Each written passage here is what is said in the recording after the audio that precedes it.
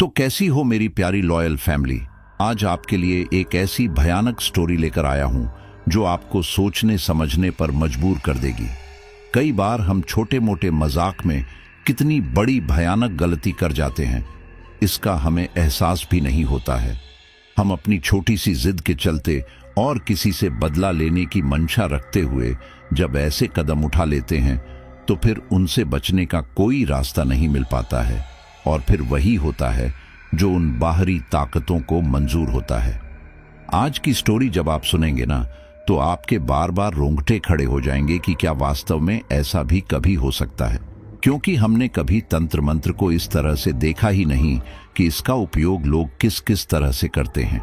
और आज आप तंत्र मंत्र के एक ऐसे रूप को देखने वाले हैं जिससे किसी की लाइफ पूरी उलट पुलट हो सकती है।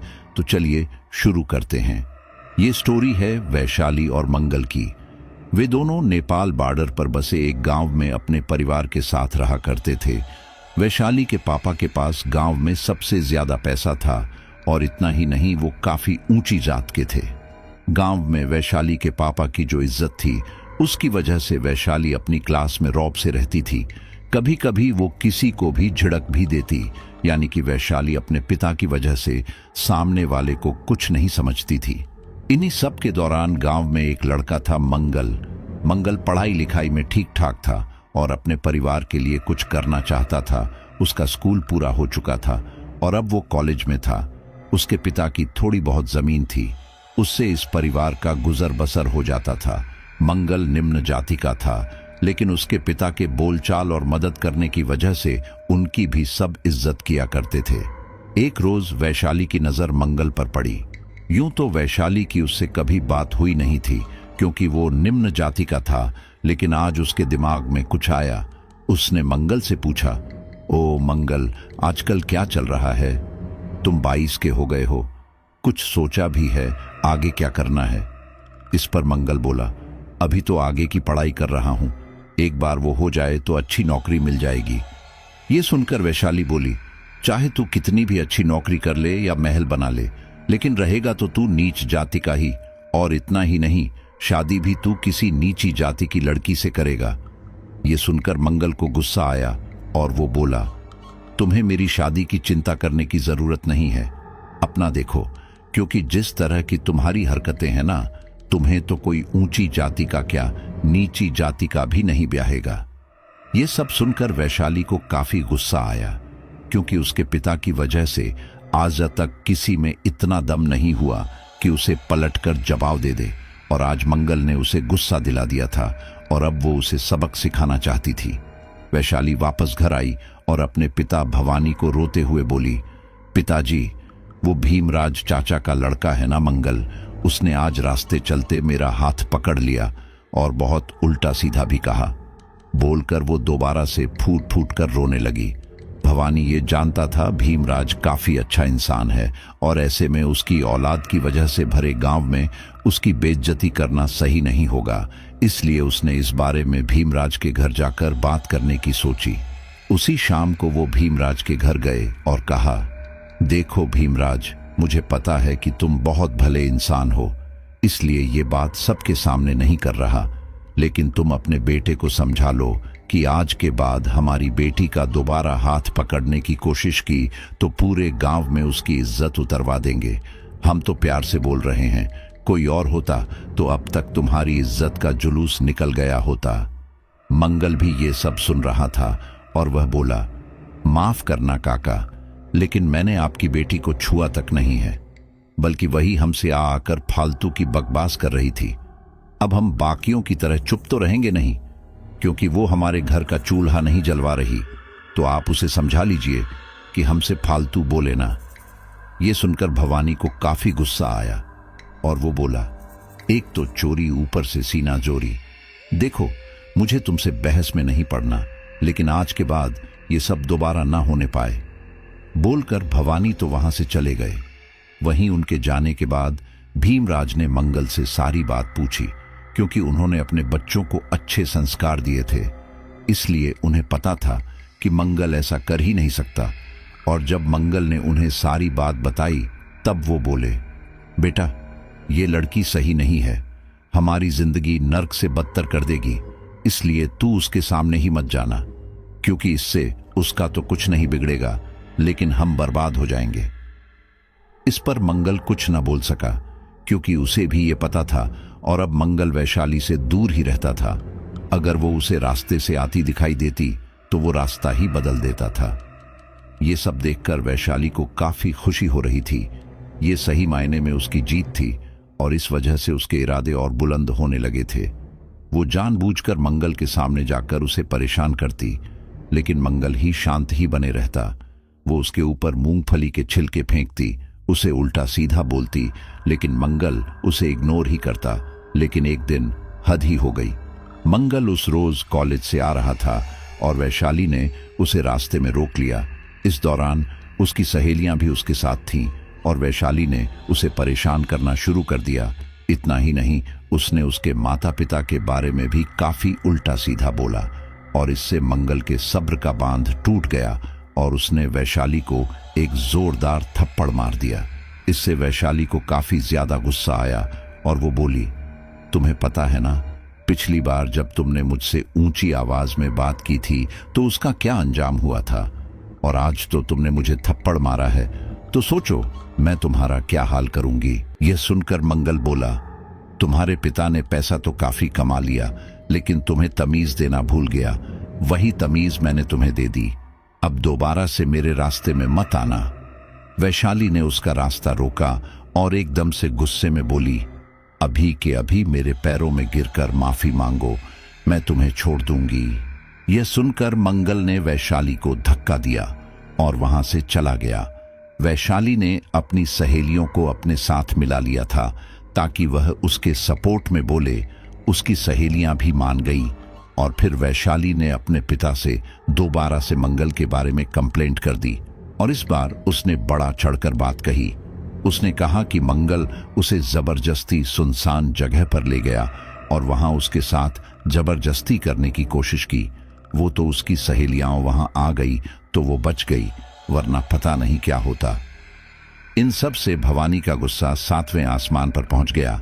उसने गांव के कई लोगों को इस बारे में बताया और फिर वह सारे लोग लाठी लेकर भीमराज के घर आ गए और वहां इस बारे में बताया। यह सब सुनकर मंगल ने उन्हें समझाने की कोशिश की भी कि ऐसा कुछ भी नहीं हुआ था, बल्कि वैशाली ही उसे परेशान कर रही थी और उसके माता पिता के बारे में उल्टा सीधा बोल रही थी। लेकिन यहां मंगल की कोई सुन ही नहीं रहा था। सब लोग तो वैशाली के बहाए हुए आंसू में पिघल गए थे, और इसके बाद वह लोग जबरदस्ती मंगल को घर से घसीट कर ले गए और गांव के बीचों बीच लाकर उसे पीटने लगे। इसी दौरान मंगल बोला, इस लड़की के साथ उसकी सहेलियां भी थीं, अगर मेरी बात पर यकीन नहीं तो उनसे पूछो। तब उनमें से बोला, वह भी यही बोल रही हैं कि तुमने ही ऐसा किया।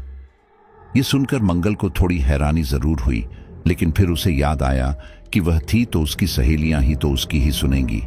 मंगल ने सबको काफी कहा कि उसने ऐसा कुछ भी नहीं किया, लेकिन किसी ने उसकी नहीं मानी और उन सब ने उसे काफी पीटा।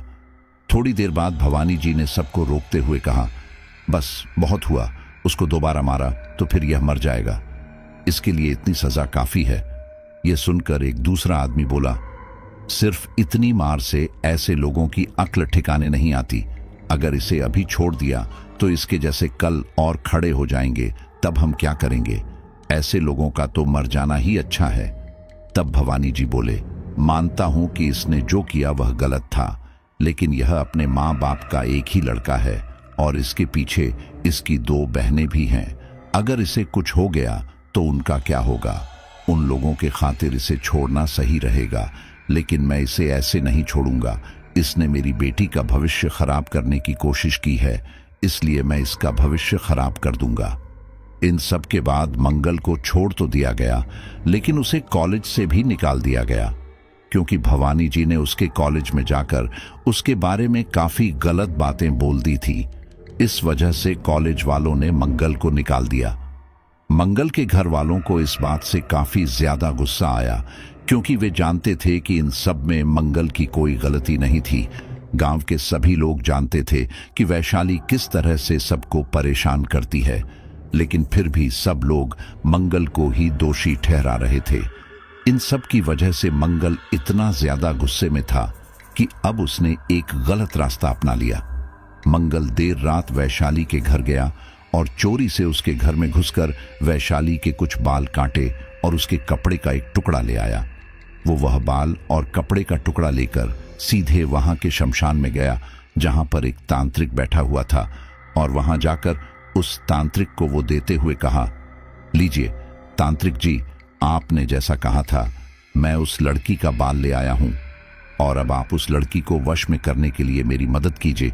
ए बदले मैं आपको जो चाहिए वह मैं आपको दे दूंगा। यह सुनकर वह तांत्रिक बोला, एक बार फिर से सोच ले बेटा, क्योंकि अगर एक बार तूने यह कर दिया तो उस लड़की की जिंदगी खराब हो जाएगी। यह सुनकर मंगल ने कहा, मैं यह करने से पहले यह सोचूं कि उस लड़की की जिंदगी खराब हो जाएगी और मेरी और मेरे परिवार की जिंदगी खराब हो गई, उसका क्या? आखिर क्या किया था मैंने? वो लड़की मुझे परेशान करती थी, यहां तक कि वह मेरे और मेरे परिवार के बारे में बहुत ही उल्टा सीधा बोल रही थी। मैंने उसे कई बार समझाया लेकिन वह नहीं मानी और उसने सभी लोगों से मेरे बारे में यह झूठ बोल दिया। आपको पता है इन सब की वजह से क्या हुआ? मेरी बहन बड़ी, जिसकी शादी अभी 4 महीने पहले हुई थी, उसे उसके ससुराल वालों ने छोड़ दिया। मेरी छोटी बहन स्कूल नहीं जा पा रही क्योंकि वहां पर सभी लोग उसे चिढ़ाते हैं। मां को कोई गांव के नल में से पानी नहीं भरने देता। पापा की पहले की तरह कोई इज्जत नहीं रह गई। उस लड़की ने सिर्फ इसलिए कि मैं उसके सामने नहीं झुका, मेरे पूरे परिवार को बर्बाद कर दिया, और अब मैं उसकी जिंदगी का सोचूं? मैं इतना महान नहीं हूं तांत्रिक जी। मैंने सुना है कि कुछ दिनों में उस लड़की को लड़के वाले देखने आ रहे हैं, मतलब मेरी बहन का घर खराब करके अब वो खुद घर बसाना चाहती है। अगर मेरे परिवार को खुश रहने का हक नहीं है तो उसके परिवार को भी नहीं होगा। आप अगर मेरी मदद कर सकते हैं तो ठीक है, वरना मैं उस लड़की को मार डालूंगा। यह सुनकर वह तांत्रिक बोला, तुम्हारे और तुम्हारे परिवार के साथ काफी अन्याय हुआ है, अगर तुम कहो तो मैं उनसे बात करूं। तब मंगल बोला, और आपकी बातों को वो मान लेंगे? भला क्यों? क्या वो अपनी बेटी को सबके सामने गलत साबित होने देंगे? बिल्कुल नहीं, बल्कि वो मुझे और मेरे परिवार को इस गांव से निकलवा देंगे। वो पैसे वाले लोग हैं, इसलिए आप भी उनका साथ दे रहे हैं ना? यह सुनकर उस तांत्रिक ने एक नजर वैशाली के बालों की ओर देखा और फिर कहा, इन बालों के साथ हमें एक चीज और चाहिए होगी। मैंने तुम्हें इसके साथ ही कौवे का एक खास पंख भी लाने के लिए कहा था। तब मंगल ने एक काला थैला उस तांत्रिक के आगे बढ़ा दिया और कहा, उस पंख को ढूंढना मेरे लिए मुश्किल था। मुझे नहीं पता था कि वह पंख किस तरह से दिखता होगा, किस तरह से काम करता होगा, इसलिए मैंने यहां आसपास जितने भी कौवे के घोंसले थे उनमें से जो भी पंख मिले सब ले लिए। आप इनमें से देख लो। इसके बाद उस तांत्रिक ने उनमें से वह खास तरह का पंख निकाला और उसके बाद उसी समय एक साधना की।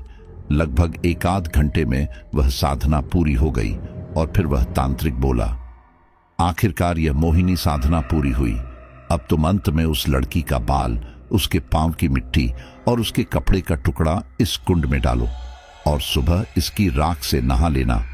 इसके बाद वह लड़की तुम्हारे प्यार में पागल हो जाएगी और वह तुम्हें पाने के लिए कुछ भी करेगी। इसके बाद मंगल ने उस तांत्रिक को उसकी दक्षिणा दी और फिर घर आ गया। सुबह होने के बाद उसने इस कुंड की राख से नहाया और अब वो पूरी तरह से आश्वस्त हो चुका था कि जैसा वह चाहता है वैसा ही होगा। वहीं दूसरी तरफ वैशाली के घर में आज लड़के वाले आने वाले थे उसे देखने के लिए, इसलिए पूरे घर को बहुत अच्छे से सजाया गया था। कुछ ही देर में जब लड़के वाले आए तो वैशाली को उनके सामने लाया गया। लड़के वालों के सामने वैशाली काफी अच्छी लड़की बनने का नाटक करती रही, लेकिन फिर अचानक से उसे तेज झटका लगा और वह बिल्कुल शांत होकर बैठ गई। कुछ देर बाद बातों ही बातों में लड़के की मां ने पूछा कि बेटा तुम्हें खाने में क्या क्या बनाना आता है? वैशाली को खाने में ज्यादा कुछ बनाना नहीं आता था, लेकिन उसके घर वालों ने कहा था कि वह सबके सामने झूठ बोले। लेकिन अब चूंकि वो मंगल के वश में थी और वो उससे प्यार करने लगी थी, इसलिए वो ये शादी करना नहीं चाहती थी। इसलिए बोली, मुझे कुछ भी बनाना नहीं आता, बल्कि मैं तो सारे दिन आवारा गर्दी करती रहती हूँ। मेरे घर वालों को ये सब पता है, लेकिन वो कुछ नहीं बोलते। अगर आपको मेरी बात पर भरोसा नहीं है तो फिर गांव में किसी से भी पूछ सकते हैं। यह सब सुनकर वहां पर मौजूद सारे लोग हक्के बक्के रह गए थे। लड़के वाले कभी वैशाली की ओर देखते तो कभी भवानी जी की ओर। यह सब इतने लोगों के सामने बोलने की वजह से भवानी जी को बहुत शर्मिंदगी महसूस हो रही थी, लेकिन वह कैसे भी करके बात संभालना चाहते थे, इसलिए बोले, हमारी बेटी को मजाक करने की बहुत आदत है। यह खाने में सब कुछ बना लेती है और इतना ज्यादा स्वादिष्ट खाना बनाती है कि सब उंगलियां चाटते रह जाते हैं। यह सब सुनकर वैशाली बोली, देखिए, सच आपके सामने है। बाद में आप लोग यह मत बोलिएगा कि हमने आपको सच नहीं बताया। अब मेरे पिता की बात में आना चाहते हैं तो शौक से आइए। भवानी जी की वहां पर काफी ज्यादा इज्जत थी, लेकिन अब क्योंकि खुद वैशाली ऐसा बोल रही थी तो उन्हें समझ नहीं आ रहा था कि क्या करें। शादी में भवानी जी काफी अच्छा दहेज देते, लेकिन फिर पूरी जिंदगी की आफत उनके सर आ सकती थी। इसलिए लड़के के पिता बोले, हमें लड़की तो पसंद है, लेकिन हम सोच विचार कर इस रिश्ते के लिए हां करेंगे। आखिर पूरी जिंदगी का सवाल है, आप समझ ही रहे होंगे। बोलकर वे लोग वहां से चले गए। उनके जाने के बाद भवानी जी गुस्से में वैशाली से बोले, यह सब क्या हरकत है? अगर तुम्हें यह शादी नहीं करनी थी तो पहले ही बता देती, लेकिन उन लोगों के सामने मेरी यूं बेइज्जती तो न करती। यह सुनकर वैशाली की मां बोली, आप शांत हो जाइए जी। वैशाली ऐसा कर रही है तो इसके पीछे जरूर कोई कारण होगा। बता बेटा, तूने ऐसा क्यों किया? क्या तू यह शादी नहीं करना चाहती? तब वैशाली बोली, मां, पिताजी, मुझे पता है कि आप लोग यकीन नहीं करेंगे, लेकिन मैं किसी और से प्यार करती हूं, उसी से शादी करना चाहती हूं। यह सुनकर उन सभी लोगों के पैरों तले जमीन ही खिसक गई थी, क्योंकि वैशाली पूरे दिन अपनी सहेलियों के साथ यहां वहां घूमती रहती थी। यह तो उन्हें पता था, और वह जो लोगों को परेशान करती है यह भी उन्हें पता था, लेकिन वह किसी से प्यार करती है यह उन्हें नहीं पता था। तब वैशाली की मां ने उससे पूछा कि आखिर वह कौन लड़का है जिससे वह प्यार करती है। तब वैशाली बोली, याद है वह लड़का मंगल, जिसके ऊपर हमने गलत इल्जाम लगाया था और आपने उसे बहुत मारा था। मैं उससे प्यार करती हूं और शादी करना चाहती हूं। मैंने यह बात उसे कही थी, लेकिन वह मुझसे शादी करने के लिए नहीं माना। इसी वजह से मैंने यह सब किया। आप मेरी शादी उससे करवा दो। भवानी जी जितनी ऊंची जाति के थे, मंगल का परिवार उतना ही निम्न जाति का था। अगर वो लोग वैशाली की शादी मंगल से करवा देते तो समाज में उनकी काफी बदनामी होती। इसलिए भवानी जी उससे बोले, देख बेटा, मैं जानता हूं कि तूने आज तक मेरी बेटी होने का काफी फायदा उठाया है। तूने जो जो बोला मैंने वो ला कर दिया, लेकिन आज तू जो मांग रही है वह मैं तुझे नहीं दे सकता। अगर मैंने तेरी शादी उस मंगल से करवा दी तो समाज में मेरी क्या इज्जत रह जाएगी। यह सुनकर वैशाली को काफी ज्यादा गुस्सा आया और वह बोली, मैं मंगल से प्यार करती हूं और उसी से शादी करूंगी। वह मेरे प्यार को कभी स्वीकार नहीं करेगा, इसलिए आप लोग जाकर उससे बात कीजिए। अब उसके पास मुझसे शादी करने के अलावा और कोई चारा नहीं है। लेकिन भवानी जी नहीं माने और वैशाली अपनी जिद पर अड़ी रही। इन्हीं सब में गर्म गर्मी इतनी ज्यादा बढ़ गई कि भवानी जी ने वैशाली को थप्पड़ तक मार दिया। वैशाली गुस्से में रोते हुए अपने कमरे में चली गई। उसके जाने के बाद भवानी जी बोले, इस लड़की की बात में आकर मैंने भीमराज के परिवार के ऊपर न जाने कौन कौन से जुल्म ढाए। यहां तक इन सब की वजह से उसकी बेटी को ससुराल वालों ने निकाल दिया और उसके बेटे की भी पढ़ाई मैंने छुड़वा दी। मैं अब अपनी ही नजरों में गिर चुका हूं, इसलिए मैंने सोचा है कि मैं अपनी गलती सुधारूंगा और उसके परिवार वालों से माफी मांग लूंगा। ये सब सुनकर उनकी पत्नी बोली, पागल हो गए हो क्या? जो हो गया उसे भूल जाओ और अब अपनी बेटी की अक्ल ठिकाने लगाने पर ध्यान दो। हम उन नीचे जात वाले के आगे माफी मांगेंगे, अच्छा लगेगा क्या? तब भवानी जी बोले, हमारी वजह से उनका जीवन नर्क से बदतर हो चुका है, तो इसमें माफी मांगने में क्या हर्ज है। मैं उसकी बेटी के ससुराल वालों से यह सारी बात कहूंगा ताकि उसका घर बस जाए। यह सुनकर उनकी पत्नी गुस्से में बोली, और इन सब से हमारी बेटी का घर बिगड़ जाएगा, उसका क्या। अगर आपने यह बात सबको बताई तो सबको पता चल जाएगा कि हमारी बेटी उसके प्यार में पागल है और उसे परेशान करके रखती है। तब हमारी कितनी बदनामी होगी, सोचा है। फिर पूरी जिंदगी इसे घर पर बिठा कर रखना। देखो, इन सब बातों को छोड़ो और एक काम करो, किसी भी अच्छे घर में इस लड़की की जल्दी जल्दी शादी करके विदाई कर दो। शादी के बाद ये सुधर जाएगी। भवानी जी का यह करने का मन तो नहीं मान रहा था, लेकिन यहां बात उनकी बेटी के भविष्य की थी, इसलिए वो इसके लिए मान गए और किसी लड़के को ढूंढने लगे। वहीं दूसरी तरफ मोहिनी वशीकरण का असर वैशाली पर ऐसा हुआ कि वह दोपहर के समय अपने घर से निकलकर मंगल के घर जा पहुंची। मंगल की मां के साथ आस पड़ोस की कुछ औरतें और थीं। उसे वहां देखकर मंगल की मां को काफी ज्यादा हैरानी हुई। तभी वैशाली उनके पैरों में गिरते हुए बोली, मुझे माफ कर दीजिएगा माँ जी कि मेरी वजह से आपको कितनी ज्यादा परेशानी हुई, लेकिन मैं क्या करती। मैं मंगल से बहुत प्यार करती हूँ। मैंने उससे यह बात कही, लेकिन उसने मुझे यह कहकर मना कर दिया कि हमारी जातियां अलग अलग हैं और मुझे अपने पिता की पसंद के लड़के से ही शादी करनी चाहिए। मैंने उसे मनाने की काफी कोशिश की, लेकिन वह नहीं माना, इसलिए मुझे यह सब करना पड़ा। हो सके तो इसके लिए मुझे माफ कर दीजिए और मुझे अपना लीजिए। यह सब सुनकर वहां मौजूद सभी औरतें एकदम हैरान रह गई। वह सारी औरतें तो वहां पर बातों ही बातों में मंगल की बुराई करना चाहती थी, लेकिन यहां पर तो पासा ही पलट गया था। लेकिन हाँ, इससे उन्हें एक छटपटी खबर मिल गई थी और वे सभी औरतें वहां से निकलकर आस पड़ोस की औरतों से इस बारे में बात करने लगी। उन सब ने मिर्च मसाला लगाकर यह बातें पूरी गांव में फैला दी।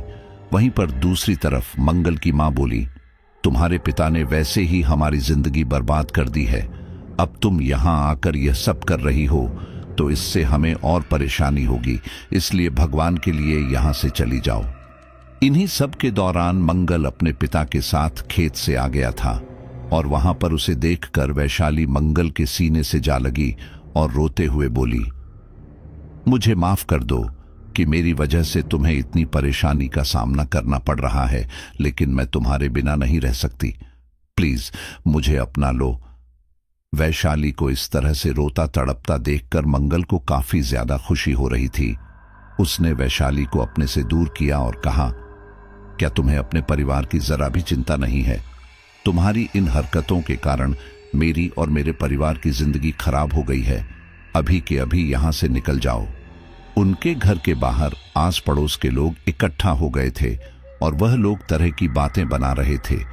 इन सब की खबर वैशाली के घर वालों को भी हुई और वह लोग गुस्से में वहां पर आए। उन लोगों ने देखा कि कैसे मंगल उसे अपने से दूर करने की कोशिश कर रहा है और वैशाली उसके पास जाने की कोशिश कर रही है। यह सब देखकर उन लोगों को काफी ज्यादा गुस्सा आ रहा था और इसी दौरान उनके कान में वहां के सरपंच की आवाज सुनाई दी, तुम लोग अपनी लड़की को समझाते क्यों नहीं? पूरे गांव में इधर उधर भटक कर आवारगर्दी करती रहती है और इतना ही नहीं, भीमाराज के परिवार की भी बुरी दशा कर दी है। तुम्हारी बेटी की वजह से आज उनकी बेटियों को इतना कुछ झेलना पड़ रहा है। ये सब सुनकर भवानी जी को काफी ज्यादा गुस्सा आ रहा था। आज वैशाली की वजह से जो लोग कभी भवानी जी को आंख उठाकर भी नहीं देखते थे, उनसे इस तरह से बात कर रहे थे। मंगल को पता लग गया था कि यह उसके लिए अच्छा मौका है, इसलिए वह बोला, अब बोलने से क्या फायदा सरपंच जी, दिखता तो आपको भी था, लेकिन आपने तो खुद पक्षपात किया। अब वो सब छोड़िए और इस लड़की को लेकर जाइए। इसकी वजह से मेरी जिंदगी बहुत खराब हो चुकी है और मैं ऐसी लड़की को अपनाने नहीं वाला। यह सुनकर वैशाली रोते हुए बोली, मेरी गलती की इतनी बड़ी सजा मुझे मत दो, मैं तुम्हारे बिना नहीं रह सकती। प्लीज पिताजी, आप इसे समझाइए ना। पूरे गांव में भवानी जी की इज्जत की जो बैंड बजी हुई थी, उसकी वजह से उन्हें काफी ज्यादा गुस्सा आ रहा था और अब वैशाली की इन बातों ने उनका दिमाग और ज्यादा खराब कर दिया था। इसलिए उन्होंने वैशाली को एक जोरदार थप्पड़ मारा और जबरदस्ती उसे अपने साथ ले गए। उन लोगों के जाने के बाद गांव के कई लोग भीमाराज जी के पास आए और बोले, आपका बेटा तो कितना अच्छा है, जो उसने इतना अच्छा मौका होते हुए भी इसका कोई फायदा नहीं उठाया, बल्कि वैशाली को मना ही किया। इसकी जगह कोई और होता तो इतने ऊंचे घर में रिश्ता करने का सोचकर ही खुश हो जाता। लेकिन इन लोगों ने देखा क्या किया। सबकी वजह से यह बात साफ हो चुकी थी कि इन सब में मंगल की कोई गलती नहीं थी। इसलिए अब सारे गांव में दोबारा से उनकी इज्जत बढ़ गई थी। वही भवानी जी की इज्जत काफी घट गई थी। और इतना ही नहीं, मंगल की जिस बहन को ससुराल वालों ने निकाल दिया था, उसे भी वो लोग इज्जत के साथ अपने घर ले गए। अब मंगल का पूरा परिवार गांव में फिर से सिर उठाकर चल सकता था। वहीं दूसरी तरफ भवानी जी ने और उनके परिवार ने तो घर से निकलना ही बंद कर दिया था। यहां तक कि उन्होंने वैशाली को भी घर के अंदर बंद कर दिया था। और अब भवानी जी किसी से भी उसकी शादी करवा रहे थे। उन्होंने एक विदुर जमींदार, जिसकी उम्र 45 के आसपास थी, से वैशाली को ब्याहने का मन बना लिया। उस जमींदार को वैशाली की हरकतों के बारे में बहुत अच्छे से पता था, लेकिन भवानी जी इतना अच्छा दहेज देने को तैयार थे। ऊपर से लड़की भी 18-19 साल की थी कि उसके आगे वह जमींदार मना ना कर सका। और इन्हीं सब के दौरान शादी का दिन पास आया। लेकिन शादी वाले दिन ही वैशाली जब अपने कमरे में बैठी थी, उस समय उस कमरे में कुछ महिला रिश्तेदार और उसकी सहेलियां थीं। बारात आ चुकी थी, इसलिए सारी औरतें बाहर आ गई थीं, लेकिन उसकी सहेलियां अब भी उसके पास थी।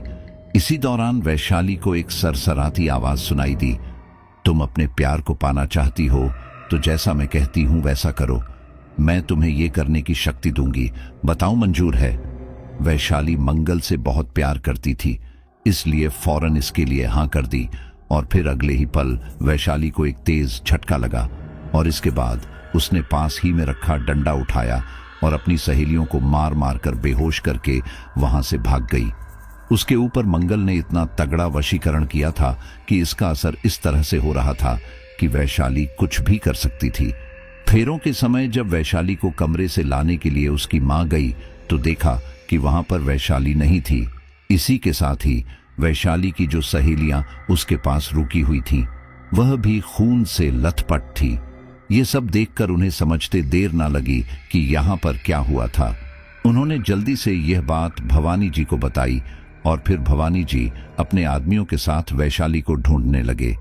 शादी में पूरा गांव आया हुआ था, जिसकी वजह से अब लोगों में खुसूर फुसूर भी शुरू हो चुकी थी। सब लोग तरह तरह की बातें बना रहे थे और इसी के साथ ही उस जमींदार को भी काफी बेइज्जती महसूस हो रही थी, जिससे वैशाली की शादी होने वाली थी। क्योंकि शादी करने के बाद वैशाली उसके घर की इज्जत होती, लेकिन जिसने अपने पिता की इज्जत का ख्याल नहीं किया, वह उसके घर की इज्जत का क्या खाक मान रखती। भवानी जी अपने लोगों के साथ पूरे गांव में वैशाली को ढूंढ रहे थे। वहीं इसी दौरान जमींदार वही मंडप पर बैठकर लोगों की बातें सुन रहा था। इन सब से उसे इतना ज्यादा गुस्सा आया कि उसने वरमाला वहीं पर फेंक दी और वहां से चला गया।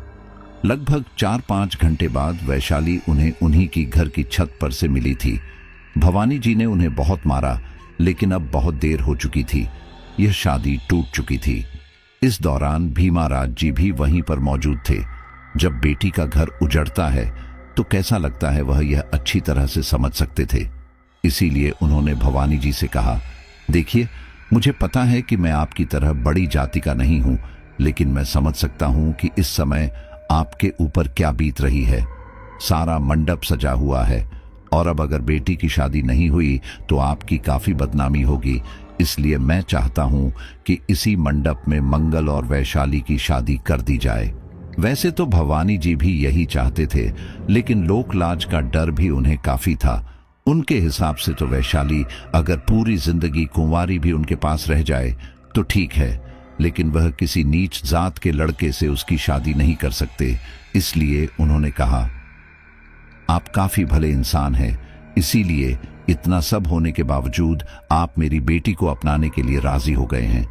लेकिन आप समझ ही सकते हैं कि हम लोगों के बीच में जात पात का कितना बड़ा फासला है। अगर हम लोग यह भूल भी जाएं और उनकी शादी कर दे तो आगे चलकर इन्हें काफी ज्यादा कठिनाई होगी, क्योंकि रहना तो इन्हें इसी समाज में है, और जब समाज ही इन्हें नहीं अपनाएगा तो कैसे चलेगा। लेकिन मैं आपसे एक गुजारिश करना चाहूंगा। मेरी बेटी मंगल के प्यार में पागल हो चुकी है, इसलिए एक काम कीजिए, आप उसकी जल्दी से जल्दी कहीं और शादी करवा दीजिए, और एक बार उसकी शादी हो गई तो शायद वैशाली के दिमाग से उसका भूत उतर जाएगा। यह सब सुनकर वैशाली का खून खौल उठा था। उस वशीकरण के कारण वैशाली मंगल से जिस हद तक प्यार करती थी वह कोई सोच भी नहीं सकता था। इसलिए उसने अपने पिता की गर्दन पकड़ ली और उनका गला दबाने लगी। वैशाली को अब तक काफी ज्यादा पीटा जा चुका था, लेकिन बावजूद उसके अंदर ना जाने इतनी ताकत कहां से आ गई थी कि वह भवानी जी की गर्दन बुरी तरह से दबोच के बैठी थी। सब लोगों ने मिलकर वैशाली को भवानी जी से अलग किया, और अब वैशाली भवानी जी को अपना दुश्मन समझने लगी थी। वह एकदम फाड़ खाने वाली निगाहों से भवानी जी को देख रही थी। वैशाली को इस तरह से देखकर अब मंगल को भी डर लगने लगा था। उसे समझ नहीं आ रहा था कि आखिर यह वशीकरण इतना ज्यादा खतरनाक कैसे हो गया। इन सब के बाद वैशाली को कमरे में बंद कर दिया गया।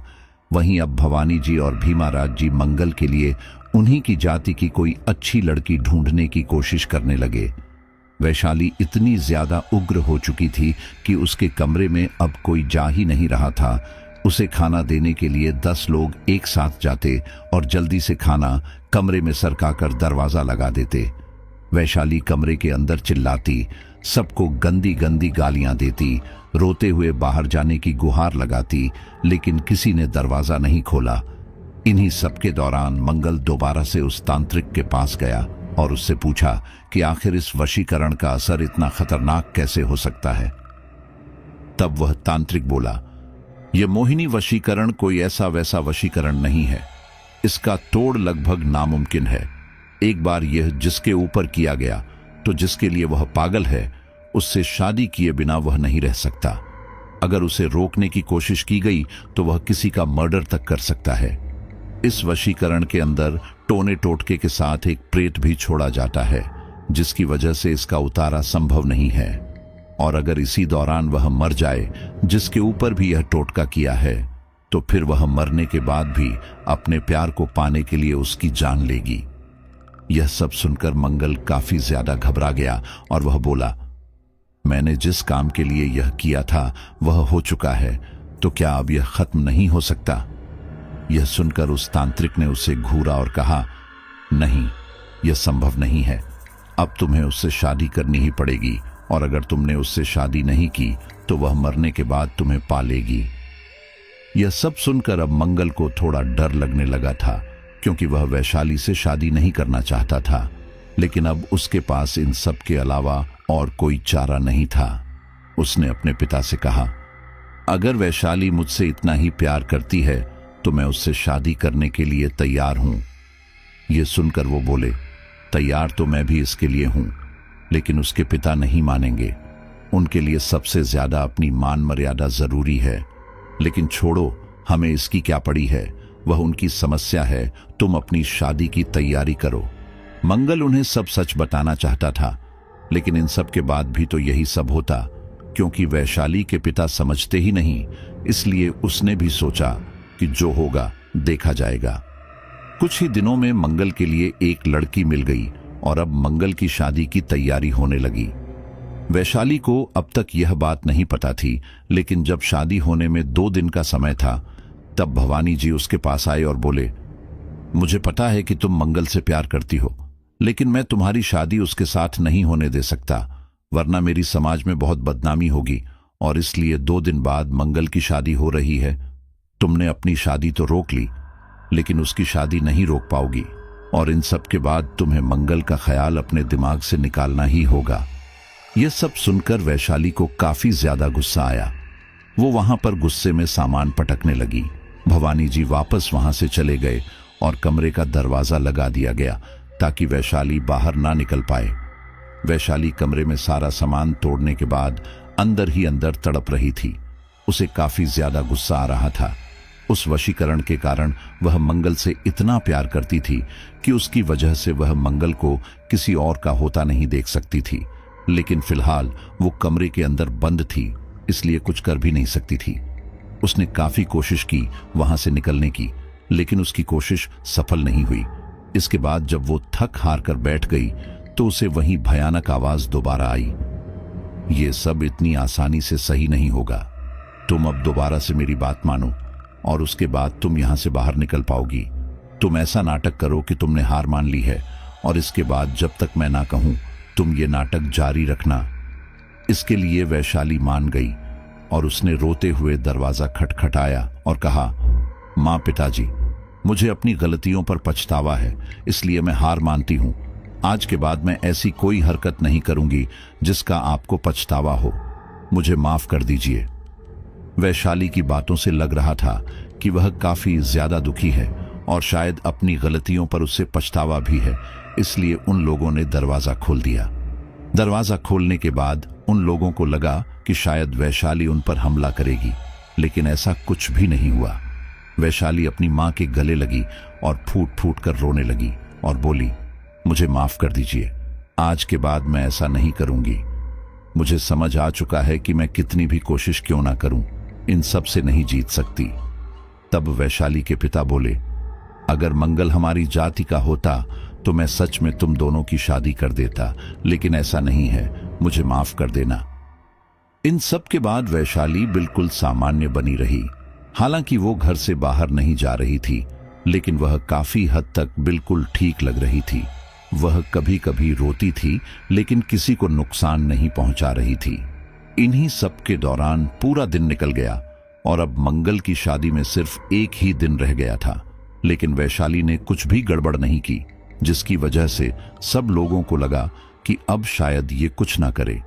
इसी दौरान मंगल की शादी से एक दिन पहले दोपहर के समय वैशाली अपनी मां से रोते हुए बोली, मां, मुझे यहां पर बंद रहे काफी समय हो गया है और अब तो मुझे यहां घुटन भी होने लगी है। मैं अपनी सहेली से मिलने जाऊं। ये सुनकर उसकी मां ने इस बारे में भवानी जी से बात की। भवानी जी को अब भी शक था कि वो मंगल के पीछे आ सकती है, इसलिए मंगल के घर पर अपने आदमी खड़े कर दिए और उससे कहा कि अगर वैशाली वहां आए तो उसे इस बारे में बताए। लेकिन ऐसा उसे शक था, उसे ये भी लग रहा था कि वैशाली सुधर गई हो और ऐसे में उसके साथ ये सब करना सही नहीं था। इसलिए वो लोग मान गए और वैशाली अपनी सहेली के घर चली गई। उसकी सहेलियां उससे डरी हुई थीं, इसलिए वैशाली ने उनसे माफी मांगी और वो दोबारा से पहले की तरह अच्छे दोस्त बन गए। तब वैशाली बोली, मैं बहुत समय से अपने कमरे में बंद थी, इसलिए थोड़ा अजीब लग रहा है। चलो पहले की तरह साथ में थोड़ा टहलते हैं। उसकी सहेलियां भी इसके लिए मान गई और फिर वे सारी गांव में टहलने लगी। दोपहर से शाम हो गई और शाम से रात होने आई, लेकिन अभी तक वैशाली वापस नहीं आई थी और इस वजह से भवानी जी को गड़बड़ लगने लगी थी। भवानी जी अपने आदमियों के साथ वैशाली की सहेली के घर गए, लेकिन वहां उन्हें पता चला कि वैशाली और उसकी सहेलियां गांव में टहलने निकली थीं और अब तक घर नहीं आई थीं। इन सब से भवानी जी को पता चल गया था कि वैशाली हो ना हो सुधरी नहीं थी और अब वह मंगल के ही पास जाएगी।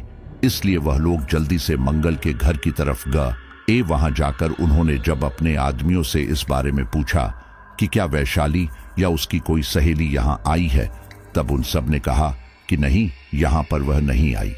उन लोगों को समझ नहीं आ रहा था कि आखिर वैशाली के दिमाग में चल क्या रहा है, और अगर वैशाली कुछ करना चाहती है तो उसकी सहेलियां कहां पर है।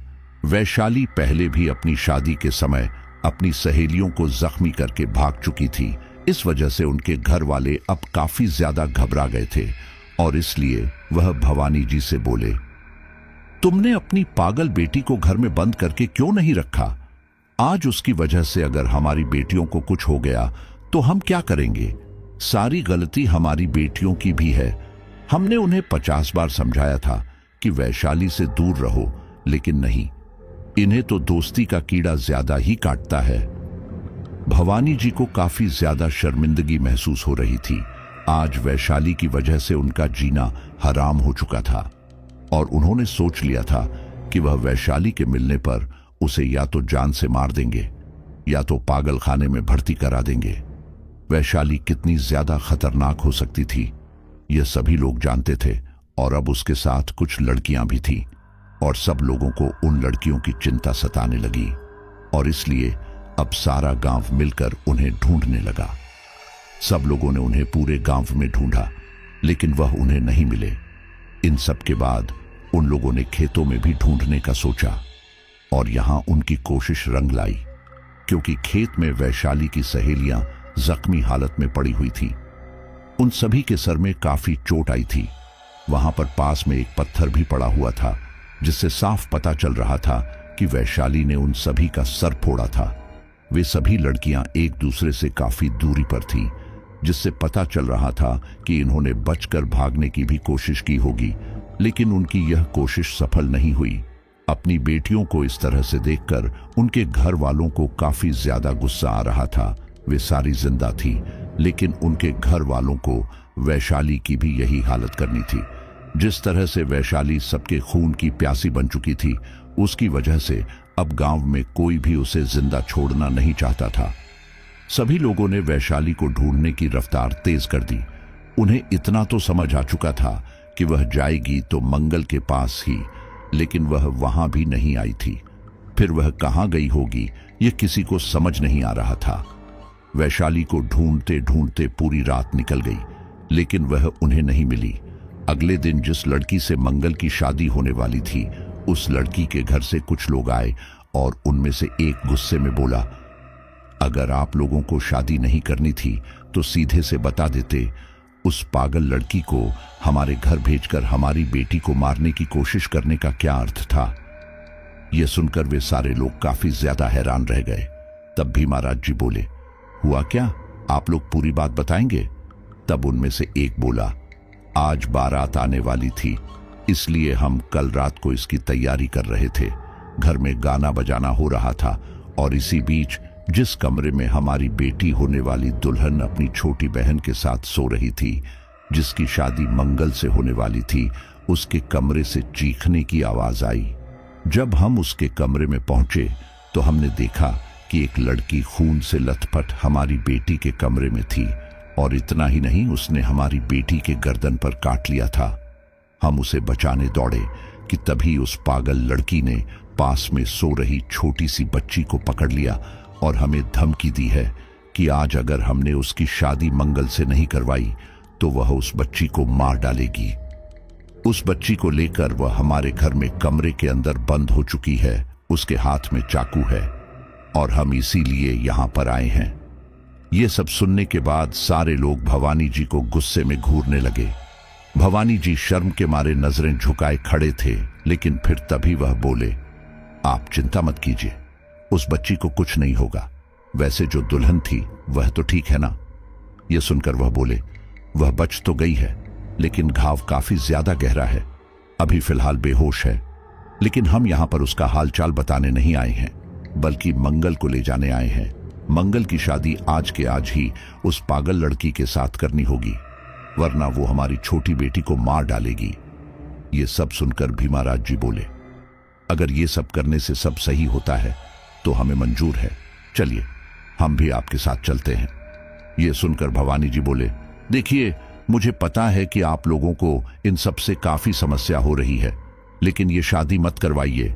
मैं उसे पागल खाने में डलवा दूंगा या घर में जंजीरों से बांध कर रख दूंगा, लेकिन अगर ये शादी हुई तो समाज बिरादरी में हमारी थू थू हो जाएगी। ये सब सुनकर गांव का सरपंच बोला, आपका दिमाग ठिकाने पर तो है ना? यहां पर जो कुछ हो रहा है इससे कौन सा आपकी इज्जत में चार चांद लग रहे हैं? देखो आपकी बेटी जिस हिसाब से पागलपन कर रही है, उसके बावजूद भीमाराज भाई और उनके परिवार वाले उसे अपनाने को तैयार है। फिर आपको क्या आपत्ति है? कौन सा इतना सब होने के बावजूद आपकी बिरादरी में से कोई इसे ब्याहेगा? यह सुनकर भवानी जी बोले, मेरे परिवार में सिर्फ वैशाली ही नहीं, मेरे 3 बेटे भी हैं। अगर आज इसकी शादी भीमाराज भाई के परिवार में हो गई तो फिर उनकी शादी में अड़चने आएंगी। परिवार का मुखिया होने के नाते मुझे सभी के बारे में सोचना पड़ता है। अच्छा, ज्यादा कुछ नहीं, बस आप मुझे एक मौका दे दीजिए। अगर मैं इसमें असफल हुआ तो फिर खुशी खुशी वैशाली और मंगल की शादी करवा दूंगा। सारे गांव वाले इसके लिए मान गए और फिर वह सभी लोग उस लड़की के गांव की ओर निकल पड़े। इस दौरान मंगल को पता था कि अब इनमें से किसी की नहीं चलेगी, अगर चलेगी तो सिर्फ वैशाली की। वे सारे लोग गांव आ गए और वहां पर एक कमरे के दरवाजे की ओर इशारा करते हुए एक आदमी ने कहा, इसी कमरे में है वह लड़की। मंगल बेटा, तुम दरवाजा खटखटाओ और आवाज दो, तुम्हारी आवाज सुनकर वह बाहर आ जाएगी। इस पर मंगल मान गया और उसने दरवाजा खटखटाकर वैशाली को आवाज दी। उसकी आवाज सुनकर वैशाली ने दरवाजा खोला। उसे देखते ही सब लोग हैरान रह गए, क्योंकि वैशाली के चेहरे और सूट पर खून के बहुत सारे धब्बे थे। वह भयानक ढंग से मुस्कुराते हुए मंगल को ही देख रही थी और फिर वह बोली, देखा, आखिरकार मैंने तुम्हें पा ही लिया। और ये बोलकर वो मंगल के गले लग गई। वो ऐसे ही आंखें बंद करके मंगल की बाहों में सिमटी रही। इसी दौरान मौका पाकर एक आदमी ने पीछे से उस बच्ची को बाहर निकाल लिया। इन सब के बाद 8-10 लोगों ने वैशाली को कसकर पकड़ लिया। इन सब से वैशाली को काफी ज्यादा गुस्सा आया। वह उनके चंगुल से निकलने की कोशिश कर रही थी, लेकिन निकल नहीं पा रही थी। गांव वालों को वैशाली के ऊपर काफी ज्यादा गुस्सा आ रहा था, इसलिए उनमें से एक आदमी ने वैशाली को एक जोरदार थप्पड़ लगा दिया। इन सब से वैशाली को इतना ज्यादा गुस्सा आया कि वह फाड़ खाने वाली निगाहों से उस आदमी को देखने लगी। इसी दौरान उस आदमी ने गुस्से में उसे दोबारा थप्पड़ मारने की कोशिश की, लेकिन तभी भवानी जी ने उसे रोक लिया और कहा कि इसे जल्दी से यहां से दूर लेकर जाओ और अभी के अभी मंगल की शादी करवाओ। ये सब सुनकर वैशाली गुस्से में बोली, तुम लोगों को शर्म नहीं आ रही, जो इतने लोग मिलकर मेरे आगे खड़े हो गए? दम है तो मुझे छोड़कर दिखाओ, फिर बताती हूं।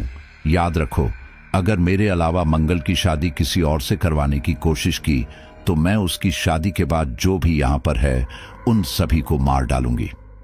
वैशाली यह सब बोलते हुए इतनी ज्यादा भयानक लग रही थी कि सभी लोगों को उससे काफी डर लग रहा था और उनमें से किसी की भी हिम्मत नहीं हो रही थी कि अब मंगल की शादी करवाए।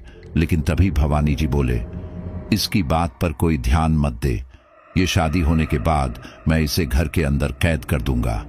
आप लोग जल्दी से दुल्हन को लेकर आइए और मंगल की शादी करवाइए और वैशाली को लेकर यहां से दूर जाओ। यह सुनकर कुछ लोग वैशाली को लेकर वहां से जबरन दूर ले जाने लगे। इस दौरान वैशाली गुस्से में बुरी तरह से चीख रही थी। उसे 10-10 लोगों ने पकड़ रखा था, लेकिन इन सब के बावजूद भी वह उनसे छूटने की काफी कोशिश कर रही थी। उसे पकड़े रखने में उन पहलवानों का काफी जोर लग रहा था, लेकिन उन्होंने फिर भी एड़ी से चोटी का जोर लगाया हुआ था। वह लोग वैशाली को लेकर खेतों तक आ चुके थे। वैशाली के चेहरे पर डर और गुस्से के मिले जुले भाव थे।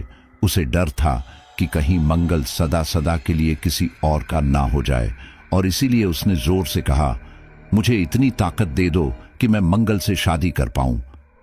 इसी दौरान उसके कानों में आवाज गूंजी, ठीक है, मैं तुम्हारे ऊपर पूरी तरह से हावी हो जाती हूं, इसके बाद तुम इन सबको मारकर मंगल तक पहुंच जाओगी।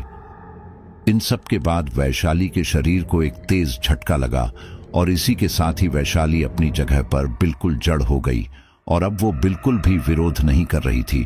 उसे इस तरह से देखकर उसे जो पहलवान पकड़े हुए थे वह हैरान रह गए। वह उसे छोड़ने ही वाले थे कि तभी भवानी जी बोले, इसे छोड़ने की गलती मत करना, क्योंकि यह बहुत चालाक है, ये जरूर इसकी कोई चाल है। भवानी जी ने यह कहा ही था कि तभी वैशाली को दोनों तरफ से जिन भी पहलवानों ने पकड़ा था, वैशाली ने उनको एक झटके से खींचकर अलग अलग पटक दिया। वैशाली ने यह सब ऐसे किया था जैसे मानो वह कोई प्लास्टिक की गुड़िया हो।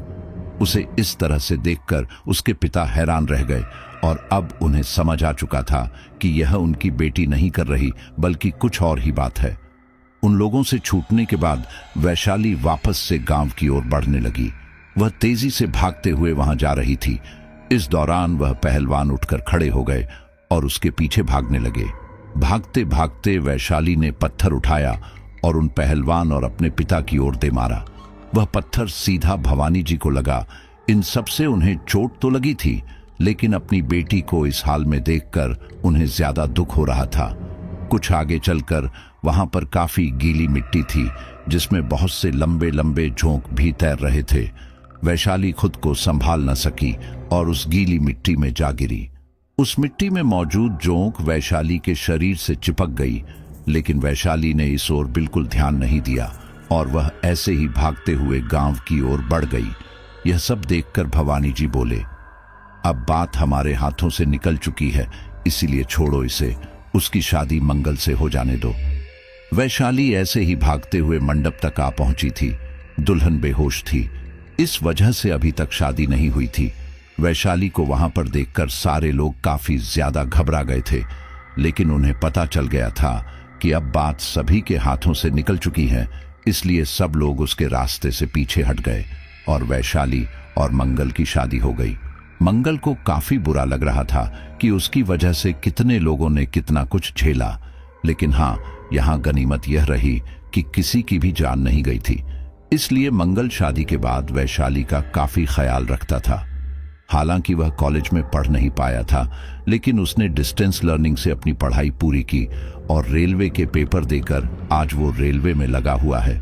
वैशाली आज भी उसके साथ है और मंगल और वैशाली आज साथ में बहुत खुश है, लेकिन उनके साथ जो हुआ वह उसे भूल जाना चाहते हैं। साथियों, जब हम कच्ची उम्र में होते हैं तो हम ऐसे ही कदम उठा लेते हैं जिसका खामियाजा बहुत बुरा होता है, और यहाँ पर भी मंगल ने कुछ ऐसा ही किया। हाँ, मैं मानता हूँ कि मंगल के साथ बहुत बुरा हुआ और उसको भी अपना बदला लेना ही था, लेकिन उसने सोचा भी नहीं था कि बदला इतना भयानक होगा। लेकिन चलो, उसमें अच्छी बात यह रही कि अंत में दोनों मिल चुके हैं और आज बहुत ही अच्छी दोनों जिंदगी जी रहे हैं, और सोचता हूँ कि आगे जाकर वह अपने परिवार को और बड़ा करने की कोशिश करेंगे और अपने इस जीवन में जो सबसे बुरा वक्त आया उन सब बातों को भूलने की पूरी कोशिश करेंगे